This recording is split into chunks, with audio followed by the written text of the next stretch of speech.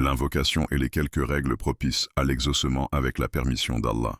Le prophète a dit, « Rien n'est aussi noble pour Allah que l'invocation », rapporté par Tirmidhi. Allah a ordonné à ses serviteurs de l'invoquer et leur a promis de leur répondre. Le prophète a dit, « Certes, celui qui ne demande pas à Allah, Allah se met en colère contre lui », rapporté par Tirmidhi. Recherchez les moments d'exaucement des invocations. Dernier tiers de la nuit, juste après l'appel à la prière, entre l'appel à la prière et Iqama, à la fin des prières obligatoires, l'heure du jour du vendredi après Al-Asr.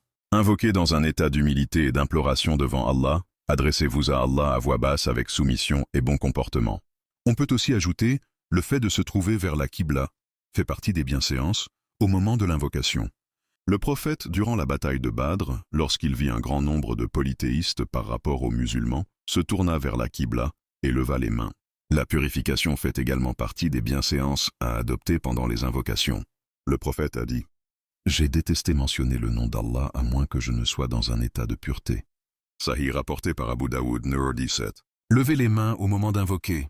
Le prophète a dit, « Certes, votre Seigneur est pudique et généreux. Il éprouve de la pudeur envers son serviteur lorsqu'il lève ses mains vers lui de les lui rendre vides. » Rapporté par Abu Daoud. Débutez par les louanges d'Allah et le glorifier, puis demandez ses éloges pour son prophète avant d'invoquer. Repentez-vous et demandez pardon avant d'invoquer. Certes, les péchés font partie de ce qui empêche et qui ont un effet sur l'exaucement des invocations. Insistez dans l'invocation. Celui qui continue de frapper à la porte de quelqu'un, peu s'en faut pour qu'on lui ouvre et ne soyez pas empressés.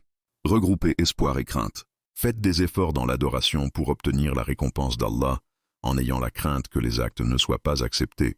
Sourate 21, verset 90. Ils s'empressaient de faire le bien et nous invoquaient par désir et par crainte. Ils étaient humbles devant nous. Solliciter Allah, exalté et élevé soit-il, par ses noms, ses attributs. Sourate 7, verset 180.